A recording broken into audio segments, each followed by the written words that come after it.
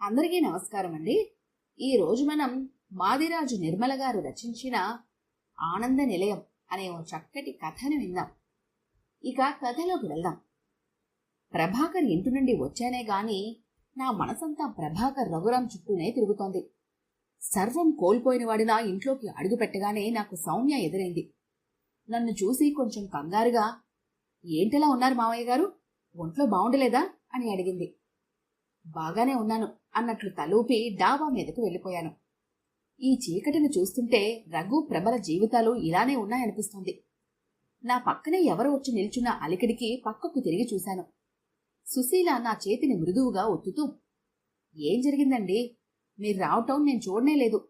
సౌమ్య వచ్చి, అత్తయ్య, మావయ్య గారు ఎందుకు డల్గా ఉన్నారు, డాబా మీదకి వెళ్లారు, మీరు కాసేపు మావయ్య దగ్గర ఉండండి అనేటప్పటికీ నేను వచ్చాను అన్నది సుశీల.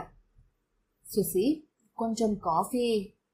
నా మాట పూర్తి కాకుండానే సౌమ్య 2 గ్లాసులతో కాఫీ తీసుకొచ్చి మా ఇద్దరికీ ఇచ్చి వెళ్ళిపోయింది. అనుక్షణం మా ఆలోచనలకు తగ్గట్టుగా నడుచుకునే మా కోడలిని చూస్తుంటే మేమెంత అదృష్టవంతులం అనిపించింది. కాఫీ తాగుతూ రఘు ప్రభల గురించి చెప్పాను. సుశీ, ప్రతి ఇంట్లో ఉండే గొడవలే వాళ్ళింట్లోనూ ఉన్నాయి అనుకున్నానే కాని వీళ్ళు ఓల్డేజ్ హోంలో చేర్పించి చేతులు దులుపుకోవాలి అనుకుంటున్నారని అనుకోలేదు. వాళ్ళ పిల్లలు ఎంతో తెలివిగలవారు అనుకున్నానే గాని తల్లిదండ్రుల్ని గెంటేసేంత తెలివిగలవారు అనుకోలేదు. ఈ వయసులో భగవంతుడు మాకిలాంటి గతి పట్టించాడన్నయ్య అంటూ తులసి, వర్ధని ఏడుస్తుంటే నేను తట్టుకోలేకపోయాను. నేనేమీ చెప్పలేకపోయాను. ఒక స్నేహితుడిగా వాళ్లకు నేనేమీ చేయలేకపోతున్నందుకు ఇన్నేళ్ల మా స్నేహానికి అర్థమే లేదనిపిస్తోంది. 40 ఏళ్ల నుంచి మనమంతా ఒక చోటుంటున్నాం. ఎవరికి ఏ కష్టం వచ్చినా ఒకరికొకరం ఆదుకున్నాం. పరాయి వాళ్ల మధ్యనున్న అనుబంధం కన్నపిల్లలకు లేకపోయింది. నా గొంతు జీరబోయింది. డబ్బు ముందు ఎలాంటి బంధాలు ఉండకుండా పోతున్నాయి.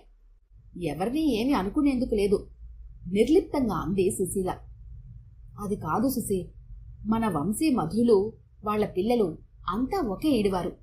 మన పిల్లల కన్నా కూడా వాళ్ళు ఎంతో గారాబంగా పెరిగారు. ఈ రోజు మన పిల్లల మధ్య ఎంత ప్రశాంతంగా బ్రతుకుతున్నాం. మన పిల్లలే కాదు, బయట్నుంచి వచ్చిన కోడలు, అల్లుడు కూడా మనతో ఎంత అభిమానంగా ఉంటారు. చిరాకులు, పరాకులు ఒక్కనాడు కూడా మన ఇంట్లో నేను చూడలేదు. అంతా మంచివాళ్లైతే కనుకునేదేముందండి అంది సుశీల. మెట్ల దగ్గర చప్పుడు వినిపించి ఇద్దరం అటు చూశాము. వంశీ వస్తూ కనిపించాడు. మంచు పడుతోంది, కిందకు రండమ్మా అన్నాడు వంశీ. ఇద్దరం కిందకి దిగాము. నేను చిన్నతనం నుండి బాధ్యతల బరువును మోసినవాణ్ణి. నాకున్న గవర్నమెంట్ ఉద్యోగం అప్పుల పాలు కాకుండా బ్రతకడానికి పనికొచ్చింది. నా భార్య సుశీల కూడా నాకు ఎంతో సహకరించేది. ఒక్కొక్కసారి అనుకుంటాను, మగాడికైనా ఆడదానికైనా సరైన జీవన సహచరి ఉంటే బ్రతుకుబాటలో ఎన్ని అవాంతరాలొచ్చినా వాళ్ల జీవితం ఒడిదుడుకులు లేకుండా గడిచిపోతుంది కదా అని. నా సెక్షన్లోనే పనిచేసే ప్రభాకర్, రఘురాంకి నాకు మధ్య స్నేహం బాగా బలపడింది. మేమంతా కలిసి ఒకరి ఇళ్లకొకరు వెళ్లటం, భోజనాలు చేయటం, ఒకే కుటుంబ సభ్యులుగా ఉండేవాళ్ళం. ప్రభాకర్, రఘు, నీ భార్యని మా చెల్లెలు అనుకుంటే మాకెంతో గర్వంగా ఉంటుందిరా. మా భార్యని కూడా అప్పుడప్పుడు, అన్నయ్య గారు, ఈయన ఇలా తయారయ్యారేంటి అని నీతో ఏదో ఒకటి చెప్తూనే ఉంటారు. కాని చెల్లాయి మాత్రం సరదాగా కూడా నిన్ను ఏమీ అనదు. మేము అనమన్నా కూడా సరదాగా కూడా ఆయన గురించి అబద్ధం ఆడటం నాకు ఇష్టం ఉండదన్నయ్య అంటుంది అనేవాళ్లు. ప్రభాకర్కు ఒక్కడే కొడుకు కార్తీక్, రఘురాంకు 2 కూతుళ్ళు, మంజుల, స్మిత. నాకు ఒక కొడుకు వంశీ, కూతురు మధు. నేను మొదట్నుంచి మధు గురించి బాధపడేవాణ్ణి. అది ప్రతిదానికి పేచీలు పెట్టేది. దానికి కొన్న బొమ్మల కంటే వంశీకి కొన్న బొమ్మలే నచ్చేవి. బట్టల విషయంలోనూ అంతే. ప్రతిదీ వంశీకి పోటీగా వచ్చేది. వంశీ పేచీ పెట్టడు కానీ బిక్కమొహం పెట్టుకునేవాడు. దాని ధోరణి చూశాక ఏదైనా కొనాలనుకున్నప్పుడు వంశీని, మధుని పిలిచి, వంశీకి ఇది కొనాలనుకుంటున్నాను, నీకు ఏం కొనమంటావు అని చాయిస్ దానికి వదిలేసేవాణ్ణి.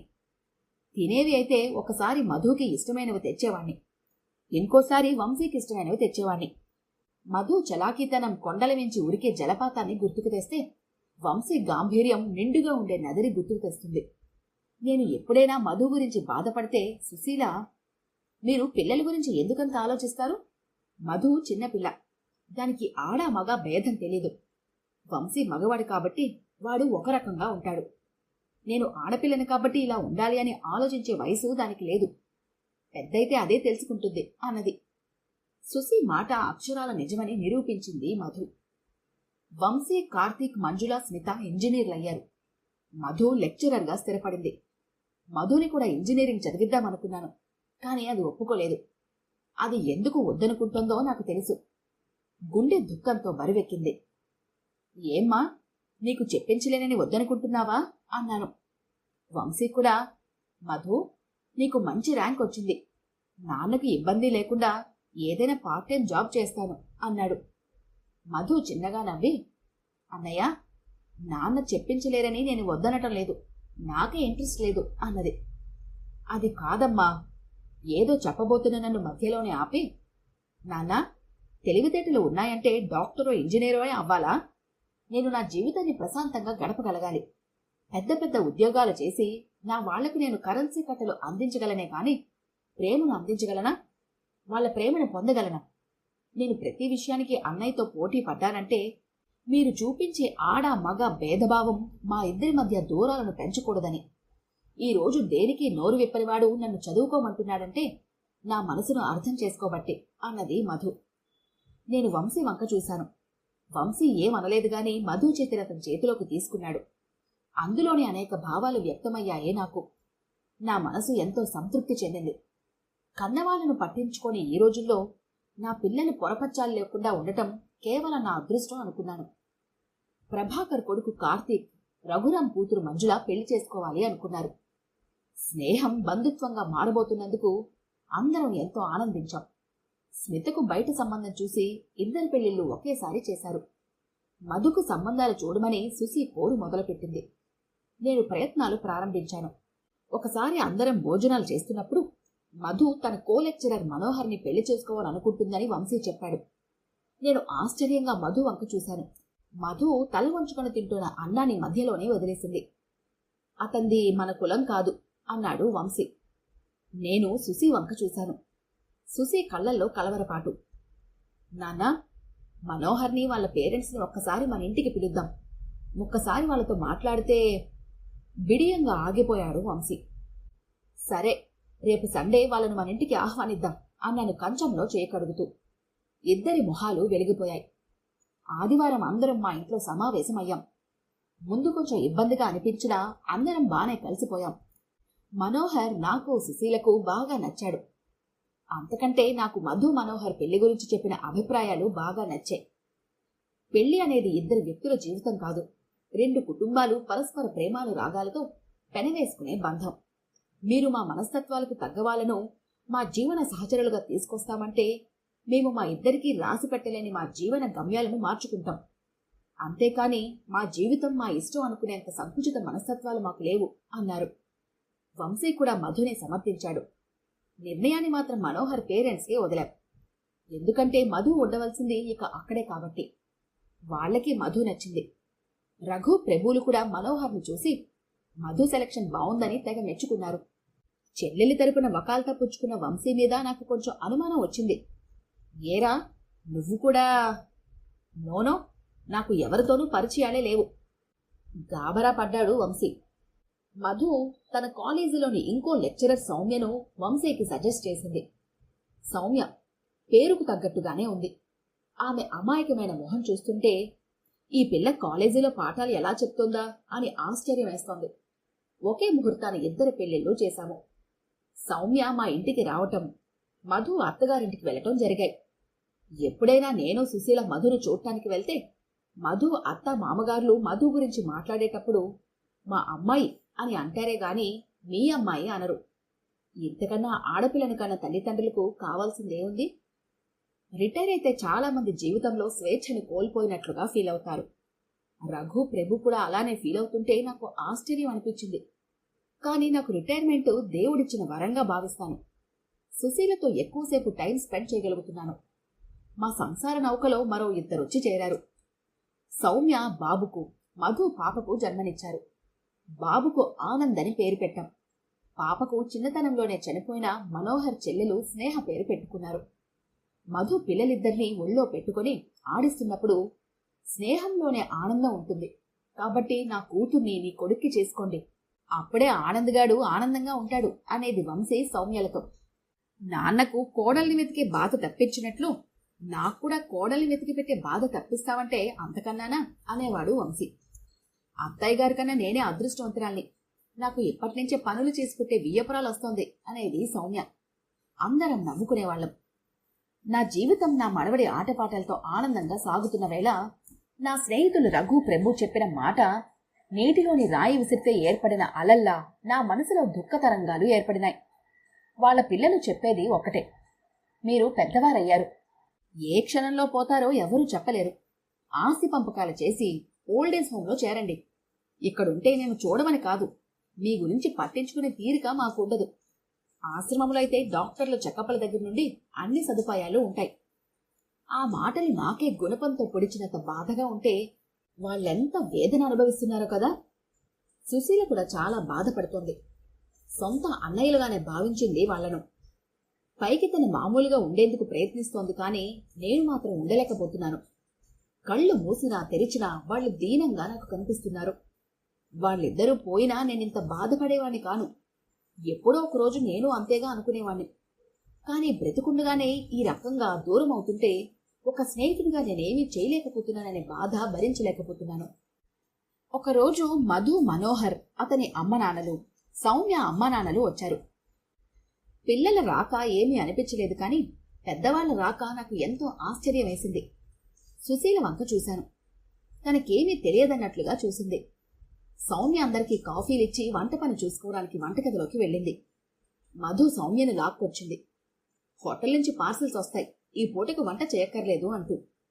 సుశీల ఆశ్చర్యంగా, అదేంటి, హోటల్ నుంచి ఎందుకు, ఎంతసేపు వంట చేయటం అంది.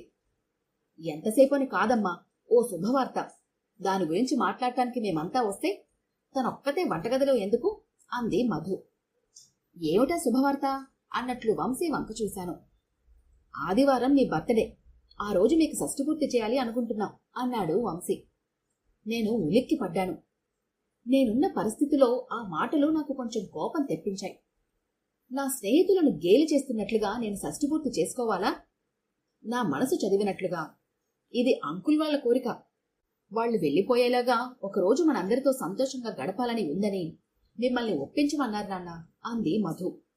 సౌమ్య అమ్మా నాన్న, మధు అత్తమామగారులు బలవంతంగా నన్ను ఒప్పించారు. నేను ఎవరినీ పిలవద్దన్నాను. మన ముగ్గురి ఫ్యామిలీ మెంబర్సే, ఇంకెవర్నీ పిలవం అన్నాడు. ఆదివారం ఉదయం 7 గంటలకు ముహూర్తం. శనివారం రాత్రికే ప్రభాకర్ దంపతులు, రఘురాం దంపతులు, సౌమ్య అమ్మా నాన్న, మధు అత్తమామగారులు వచ్చేశారు. ఇల్లు నిజంగా పెళ్లివారిల్లులాగానే ఉంది.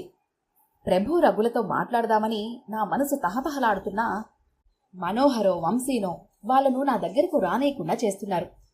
తెల్లవారింది. మా ఇద్దరికి మంగళ స్నానాలు చేయించారు. ప్రభాకర్, రఘు నన్ను పెళ్లికొడుకుగా అలంకరిస్తే తులసి, వర్ధనీలు సుశీలని పెళ్లి కూతుర్ని చేశారు. నా స్నేహితుల సమక్షం ఆనందంగా అనిపించినా కొద్ది రోజులలో మీరు దూరం అవుతున్నారన్న బాధ కలుగుతోంది. నా ఆలోచనల్లో నేనుండగానే అన్ని ముచ్చట్లు జరిగాయి. చదివింపుల కార్యక్రమం మొదలు పెడదామా అన్న బ్రాహ్మణుని మాటలకు స్పృహలోకి వచ్చాను. అలాంటి తతంగాలేమీ వద్దండి అన్నాను. మేమేమీ తేలేదులేండి నాన్నగారు, మీకు బట్టలు పెట్టి మీ ఆశీర్వాదాలు తీసుకుందామని అంతే అంది మధు. సౌమ్య అమ్మా నాన్న, మధు అత్తామామ మా ఇద్దరికీ బట్టలు పెట్టారు. ప్రభు, రఘు నాకు, సుశీలకి ఉంగరం, గొలుసు పెట్టారు. అవి వాళ్లు ఉద్యోగంలో చేరిన కొత్తల్లో కొద్ది కొద్దిగా దాచుకున్న డబ్బుతో కొనుక్కున్నవి. ఎన్ని ఇబ్బందులొచ్చినా వాటిని ఎప్పుడూ తాకట్టు పెట్టలేదు. అలాంటిది ఈరోజు అవి తిరిగి ఇచ్చేయబోయాను, కానీ వాళ్ళు తీసుకోలేదు. నీకు గిఫ్ట్గా కొనలేక కాదురా, ఇవి నీ దగ్గరుంటే మేమెక్కడున్నా నీ దగ్గరే ఉంటున్నట్లు ఫీల్ అవుతాం అని వారించారు. నేను తిరస్కరించలేదు. మనోహర్, మధు, సౌమ్య, వంశీ వచ్చారు. మా చేతికి అక్షింతలిచ్చి ఆశీర్వదించమని మా పాదాలకు నమస్కరించారు. తర్వాత వంశీ, నాన్నా, నేను, మధు, మనోహర్, సౌమ్య నలుగురం కలిసి ఎంతో ఆలోచించి ఒక నిర్ణయం తీసుకున్నాం. మా నిర్ణయం మీకు ఆనందాన్ని కలిగిస్తుందని అనుకుంటున్నాం. ఇంతకీ మేమివ్వబోయే మీ పెళ్లి కానుక ఇదిగో అంటూ ప్రభు, రఘుల చేతులను నా చేతుల్లో పెట్టారు. నేను, ప్రభాకర్, రఘురాం వంశీ మాటలు అర్థం కాక అలానే చూస్తున్నాం. వంశీ ప్రభాకర్ వాళ్ళతో, అంకుల్, మీ ఇద్దరిని మాకు ఊహ తెలిసినప్పటి నుంచి చూస్తున్నాం. మా అమ్మా నాన్నలతో పాటే మీరు మా జీవితాల్లో ఒక భాగం అనుకున్నాం. మీరు ఓల్డేజ్ హోంలో చేరుతున్నారంటే మొదట్లో బాధపడ్డాం. ఈ సమస్యకి పరిష్కారం ఏమిటా అని ఆలోచించాం. చివరికి మాకు ఒక ఆలోచన వచ్చింది. ఎక్కడో తెలియని వ్యక్తుల మధ్య మీరు ఉండే కంటే మీరంతా ఒక్కచోటే కలిసి ఉంటేనే బాగుంటుంది అనిపించింది. స్నేహం అంటే కలిసి హోటల్స్కి వెళ్ళి టిఫిన్ చేయటం, సినిమాలకు వెళ్ళటం కాదు. కష్టసుఖాలను కలిసి జీవితాంతం పంచుకోవటమే నిజమైన స్నేహానికి నిర్వచనం. మీ స్నేహము అలాంటిదే కావాలి. మీ స్నేహితులు ఎప్పుడూ విడిపోకూడదు. కలిసి జీవించాలి, నవ్వుతూ, అందరినీ నవ్విస్తూ. మన ఇంటినే ఓల్డేజ్ హోమ్గా మారుస్తున్నాం అన్నాడు. వంశీ అన్న మాటలు మాకు అర్థమయ్యేసరికి మా మొహాలు ఆనందంతో వెలిగిపోయాయి. నేను సౌమ్య క్రింది పోర్షన్లో ఉంటాం, పై పోర్షన్లో మీరంతా ఉండండి అన్నాడు వంశీ. ఇంతకీ మన హోమ్ పేరేమిటి అడిగింది తులసి. మేమంతా కుతూహలంగా చూస్తున్నాం. ఆనందని ఎత్తుకుని ముద్దు పెట్టుకుంటూ ఆనంద నిలయం అన్నది మధు. ఈ ఇంట్లో ఆనందానికి తప్ప విచారానికి తా ఉండకూడదు అన్న మధు మాటలు నా మనసుకు కలిగిన గాయానికి మందులా పనిచేసింది. ఈ కథ కనుక మీకు నచ్చినట్లయితే లైక్ చేయండి, షేర్ చేయండి. మరిన్ని ఇంట్రెస్టింగ్ కథల కోసం మా ఛానల్ని తప్పకుండా సబ్స్క్రైబ్ చేసుకోండి.